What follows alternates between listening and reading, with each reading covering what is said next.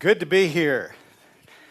There's quite a few of us who are missing, and because we're sick or we're visiting people who are sick. And I was concerned today because my sister's one of those people who's sick, and the main thing is she was supposed to bring the donuts. But the lot speeches, we got 2 people assigned to that important task. But really, we're glad to have everyone here, and we're also thoughtful about the people who aren't here. And we're small enough to where you know who's not here when they're not here. And you see their seat empty, and we can point to that seat, and somebody's supposed to be right there, and somebody's supposed to be right there. And it's a good place to be when we have that kind of feeling for each other. And it's great to have new people, too, because then they come and sit in a seat that's, maybe someone's just sick and they're not here, and then they have to move later when the old person comes.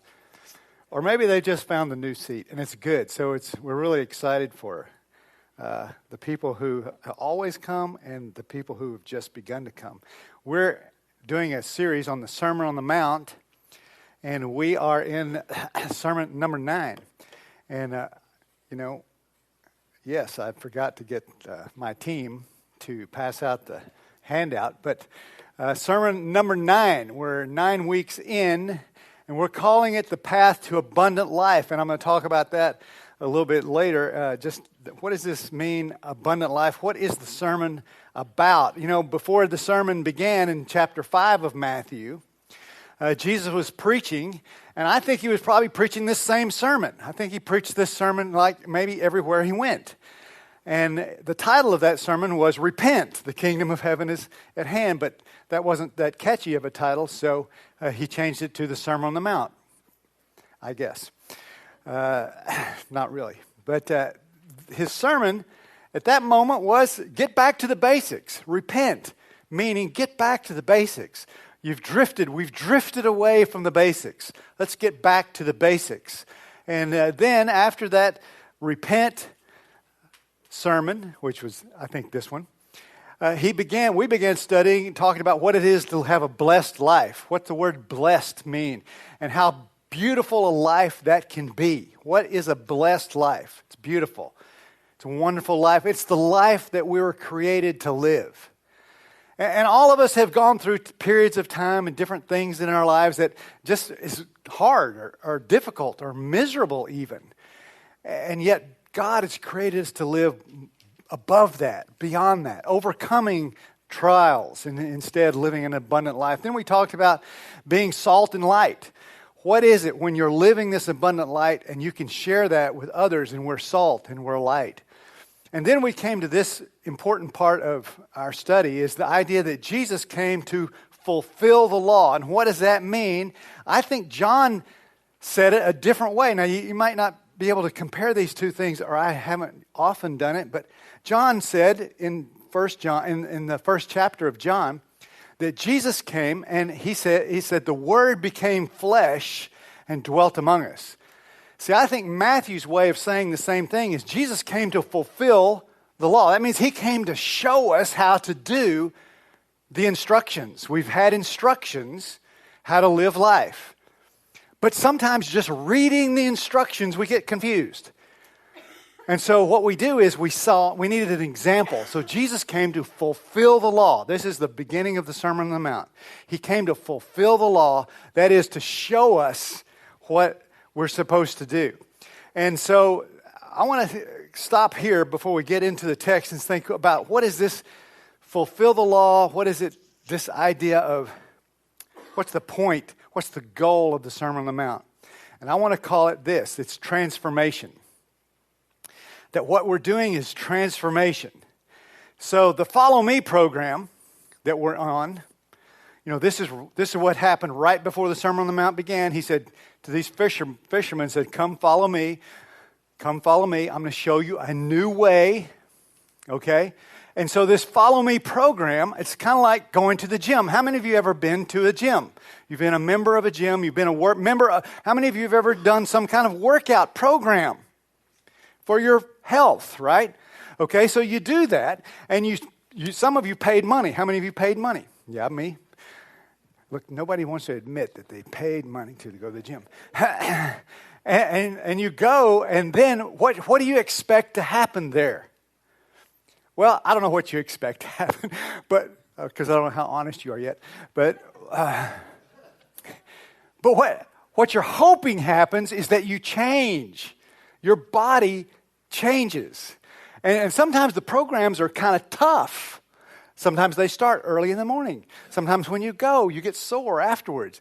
Jesus' program, his Follow Me program, is about transformation. He wants to change you so that you'll become a person in his own image. And this is what the sermon is about. Okay? There's a saying, and some of you have used it and known it. Jesus loves you just the way you are, but he loves you too much to let you stay that way. Think about that a second.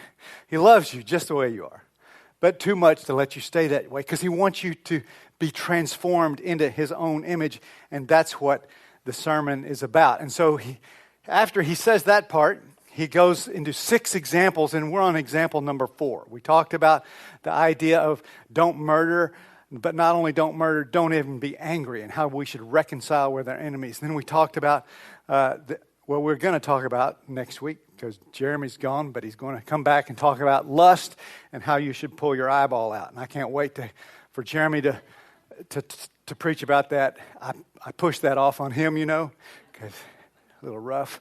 And then we talked about divorce.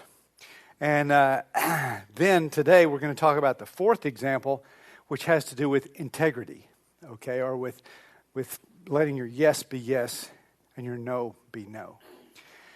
When I was a kid, at my house, Monopoly was a serious game. We played for keeps, baby. And, I grew up, and my cousin Sam, who's 2 years older than me, really kind of taught me the ins and outs of Monopoly, but he always would win. Sam was the greatest Monopoly player ever. Well, a few years ago at my niece's wedding, this was like 3 or 4 or 5 years ago, Sam came to the wedding and he told me, Bob, we're 60 years old now. When I used to always win at Monopoly, I need to tell you, it's because I cheated. I'm like, oh my gosh, my hero, the best Monopoly player in the world, only won because he cheated. Kills me. It hurts so bad. But really, have any of y'all ever been cheated? Yeah. Sometimes it's more serious than a Monopoly game. Or lied to. You've ever been lied to? Perhaps you're on the other end of that cheating or lying. But here we go today into the sermon, because Jesus has something to say about that. He has something to say about our transformation. His desire to make us live this blessed life. And so let's jump into the word. Matthew 5, verse 33 begins this way. Again, you've heard it said, that it was said to the people long ago, do not break your oath, but fulfill the vows you have made. But I tell you, okay, this is that formula that Jesus is trying to say. He's got the legalistic Pharisees and the legalistic religious people on the one hand, and what they have, their idea of following God, their idea is a religion that is legalistic. And you got to check the boxes. You got to do the right thing. But what Jesus is interested in, not only do you do the right thing, but you do it the right way, and you do it for the right reason. So he says, this is what you've heard, and it's true. All the things, all 6 of these examples were true. You've heard that it was said, don't murder. That's true. Don't murder. You've heard that it was said, don't commit adultery. That's true. He doesn't want you to do that. And so on and on. And so we come to this. You've heard that it was said, don't break your oath. And he doesn't want you to break your oath, but he has something more, or something different, or something in addition. He says, but I tell you, don't swear at all, either by heaven, because it's God's throne, or by earth, because it's his footstool, or by Jerusalem, for it's the city of the great king. We're going to kind of flesh this out in just a minute. And don't swear by your head, for you cannot make even one hair white or black? And I just wish I had the opportunity to try to make one hair white or black. But, in my case, can't even, You've got no control over your head, what he's saying here. All you need to say is simply yes or no. Anything beyond this comes from the evil one. And so, we're living in America in 2020, and there's something going on in the world of sports. And probably some of you who aren't even sports fans have heard a rumbling about this. But the deal is the outcry against the Astros. What? Okay, if you don't know what this is, then who would volunteer to talk about this after church? Somebody needs to be able to explain this to someone after church. But it's because there's something about how we're created that objects or just doesn't like, or we don't like cheating. Unless we're cheating, then it's and even then we feel guilty about it. But cheating is not good. And so, man, the whole baseball world is just hammering the Astros because they've cheated the last couple of years. And they've cheated. Players have cheated. The team has cheated. They've organized their cheating. It wasn't just like it didn't just happen, I see an opportunity to cheat one game, and then they cheated and did it, and I shouldn't have done that. No, they had a plan. They prepared. How are we going to cheat? And they were good enough at it to win. And so, the deal is, cheating is, we don't like cheaters. We don't like liars. And yet we live in a culture of dishonesty. We live in a culture of dishonesty. You'll go to the internet and look up lying. Just look up lying. And you see study after study after study that show what the great percentage of human beings lie. And I'll have to confess and admit that I have lied. Some of you have. I would think most of us have lied. One of the studies that was done was about people who said they've never lied, which obviously showed that they are liars. And yet sometimes it's really, you get into a situation where it's like part of your character. You almost can't not lie. But lying's annoying besides just wrong and hurtful. Sometimes it's really hurtful. Sometimes it's just annoying. Like, for instance, how many of you get phone calls from people you don't know the number and, maybe even your phone says spam on it, There's someone always trying to get you. There's such a thing as scams and identity theft, and there's just so much junk about dishonesty. Some people would say certain professions kind of tend towards dishonesty. I'm not going to name any of those professions because some of you may be that person. And I was a football coach. And yet, football coaches, as I'm going to show you, not too good. So here was what we used to say. If you don't get caught, it's not cheating. Now, this would especially have to do with a certain kind of cheating, which is holding. If you know what about football, holding happens all the time. And yet I know that at certain times, my staff, I coached defensive backs for a long time, I would teach guys how to hold, to not get caught, right? And this would happen, like I coached football for 14 years. There's not any coaches I know who didn't do that, who didn't live by this creed. It's not cheating if you don't get caught. Some of them even live by this creed. If you're not cheating, you're not trying. Okay? That's another. And so I was in a conversation a few months ago, and some of you heard me tell this before, a few months ago with the offensive lineman. They also cheat a lot in terms of holding. They hold a lot. And some people would say there's holding on every play. You've heard that maybe sometimes. But one of the guys was talking to me. We were having this conversation, internet, Facebook conversation.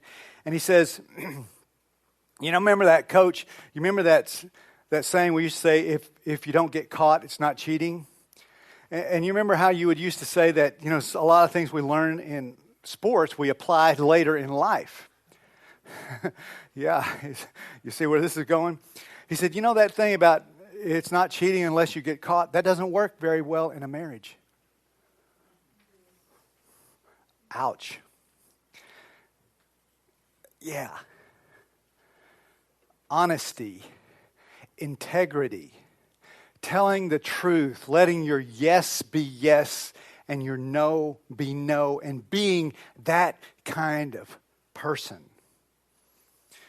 So here's what was going on in the day of Jesus. It was an oath game, and this is how it was played by the Jews. There was these categories that Jesus mentioned here. There's other categories too. I'll tell you some of them in a minute. But if you were going to make a promise to someone or tell someone you were going to do something, and you wanted them, and maybe they're not sure you're going to follow through. You're not going to maybe do what you said you were going to do. Some of you know people like that. You know some people who they said they were going to do that, but based on their record, based on their track record, they may not show up. There's that kind of person. And so the Jews, to make sure they knew they were going to get what you promised, they would use this swearing, how they would swear, make a vow. And they would say, I vow, and if you vowed to God, they couldn't use the word God or Yahweh. Jews wouldn't use the word Yahweh. That's why in the Bible they translate, instead of saying Yahweh, they say Lord, Adonai, they call him Adonai, because they don't use his name at all. And so you couldn't swear by God. That'd be the highest. But the highest rank would be like heaven. If I swear by heaven, that's the closest thing to God there is. If I swear by heaven, I got probably a 90% chance of following through on what I said I was going to do. But if you swear by the earth, maybe less, like maybe 75% chance of I'm going to do what I said I was going to do. And if you swear by Jerusalem, that's pretty important. And maybe now I got maybe a 50% chance of doing what I said. And if I swear by my head or any body parts, that's why I said don't swear by your head, because you can't. Then you got to. So you see how this is a game to them, and not a game like for fun, but like a game like I'm going to try and con you. All their dealings with each other were con games, and sometimes Jews have gotten a bad reputation as a group of people for cheating, especially when it comes to money. Okay? And partly it's because they play in this kind of oath game. I'm calling it a game.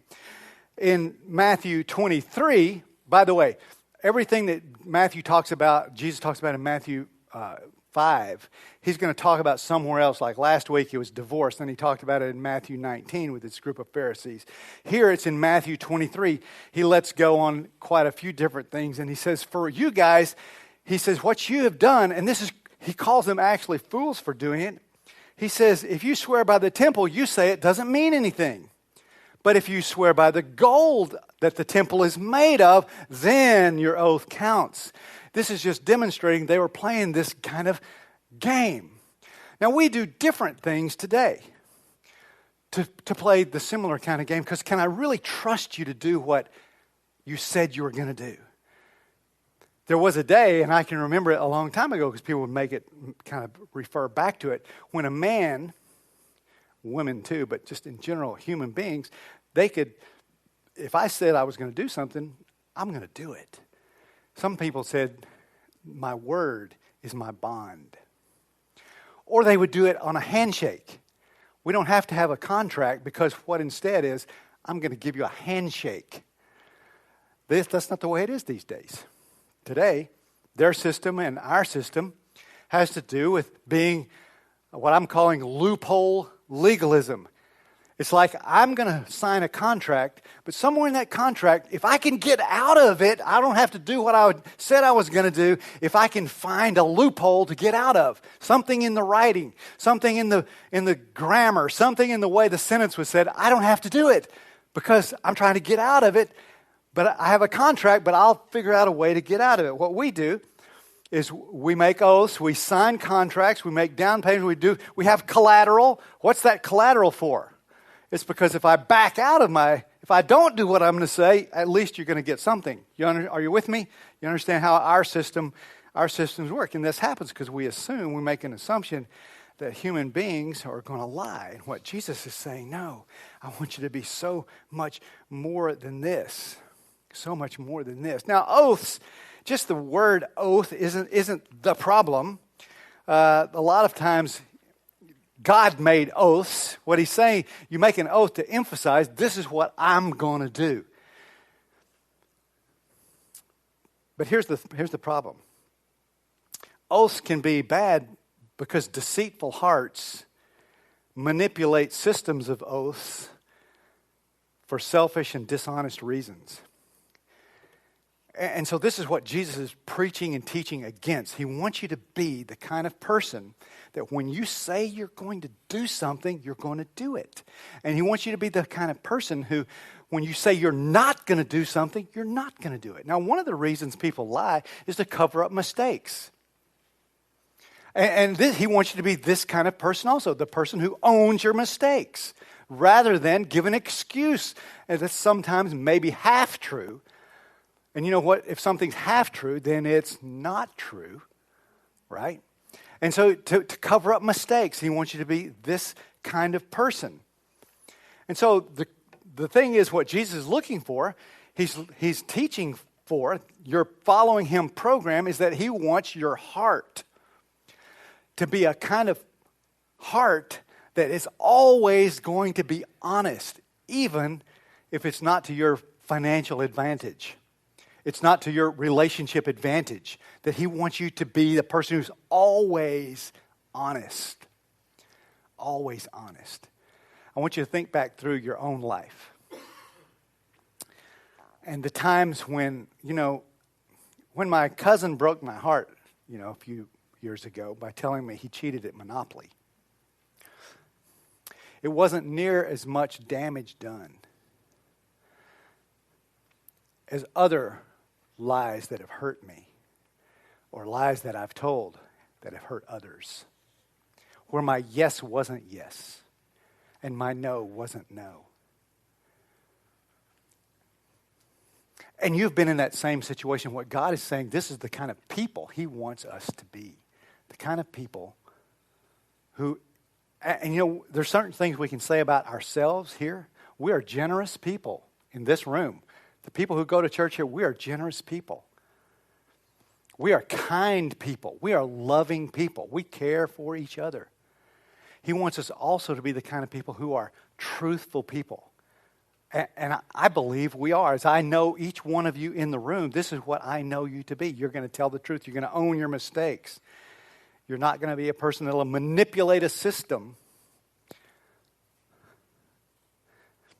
for your own good. And the question becomes this then, I think this about all the 10 Commandments. What if everywhere people were honest? What if you didn't have to fact check things? And there's a difference, of course, between a mistake and a lie. A mistake is, I just didn't know what I was talking about, and I said, this or that. But what if we didn't have to go checking up? Oh, are you sure that's true? Are you trying to manipulate the system, me, my family, other people? It'd be a whole different world. What if there was universal integrity? Universal integrity. And then really that's what Jesus is looking for. One of my guys, I'm reading 2 or 3 Sermon on the Mount books as we go through, and one of them is by Randy Harris. There's 3 main books I'm reading right now, and this one is by Randy Harris. I've used it before. And in it, Randy's a teacher, and he's telling a story about teachers. He teaches at the ACU. He's a philosophy teacher, an ethics teacher. But he's talking about an English teacher.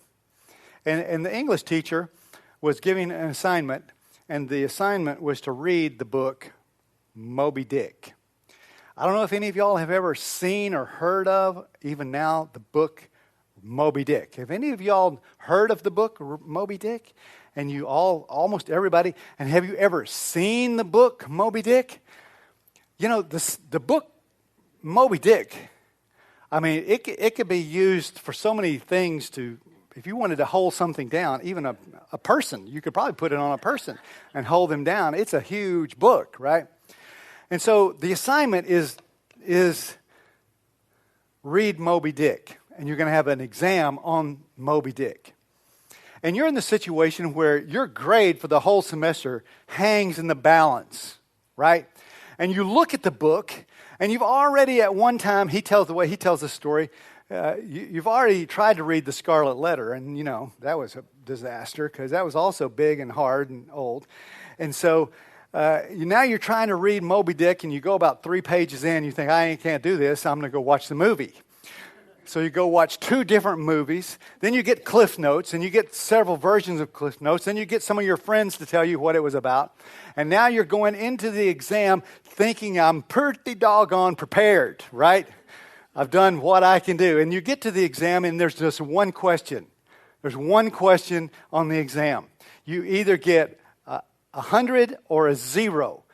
And for you, this is going to make you or break you in this class. And the question is, did you read the book Moby Dick?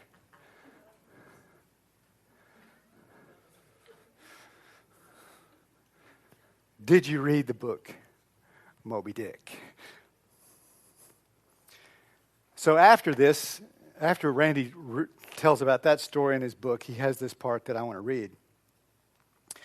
He follows it up like this. I heard a well-known Christian speaker in chapel at a school far away, and I was really excited to hear him speak. He got up and said he wanted to talk to us about integrity. And I got really excited because I'm an ethics teacher. The speaker began by saying, okay, we're going to talk about integrity. And he said, I've talked to the 3 most successful people I know, and I asked them, to what do you attribute your success? And all 3 of these highly successful people said the same thing. Integrity. They attributed their success to integrity. The speaker was very excited about this correlation, but I was not happy. Why? What's the downside to what he was saying? How could I be so negative about this? But sitting on that front row that day, I thought, oh no, you'll never recover from that. Because you've just told the students the right thing, but you've given them the wrong reason for doing it. You've told them the reason they ought to have integrity is because that will lead to success. Anybody can have integrity when it leads to success. The question is, will we have integrity when it leads to the cross? I knew I was going to read this, and I thought about that, especially as we sang that song today, Lead Me to the Cross. And sometimes I think even as we sing words out of our mouth, is our yes, yes, and our no, no about the words of the songs we sing? Do we really mean these things we sing every Sunday? Because if we do, wow, we're signing up for a lot. So Jesus says, back to the book, don't swear. There's no point in it. You need to be so much like your Father in heaven that yes means yes and no means no, and truthfulness is our way of life. And the reason we're not going to cheat on the Moby Dick test is because we're not that kind of people. We are people who have been formed from the Sermon on the Mount, and we understand this.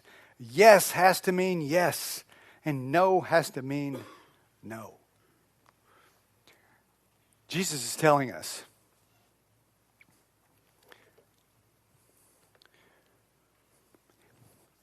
he's telling us about not just a way that we're going to take exams, but it's about a way of life. And the whole point of the Sermon on the Mount is about this way of life, that I'm choosing Jesus' way of life. And he knows we're not there yet. Okay? And so we're going to the gym. Follow me, gym. And we're working out.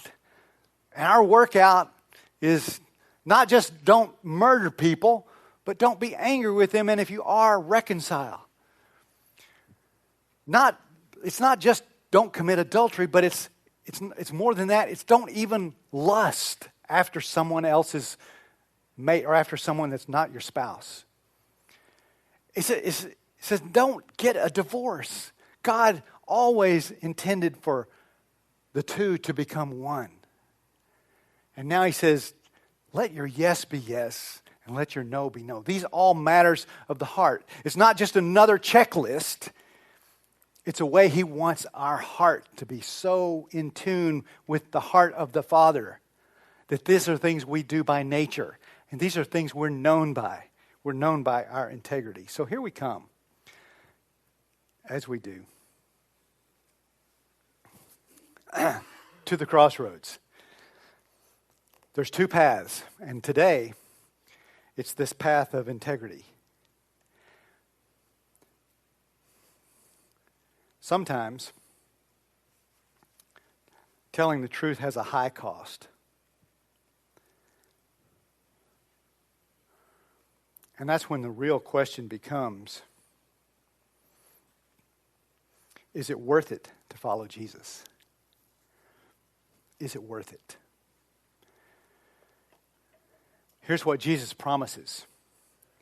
These things may be challenging. They're hard. They're not easy. He's promising, I'm going to love you. I'm always going to love you. I'm going to give my life for you. But if you will follow me and do these things, you're going to live a blessed life. And that blessed life might even be better than that successful life that our world calls success, that He calls blessed. We're going to sing this song, Life Song. And I want to sing it, and as we're singing the song, Life Song, just think about this being our response to Jesus, who's saying, come follow me. Okay? Let's stand and sing Life Song together.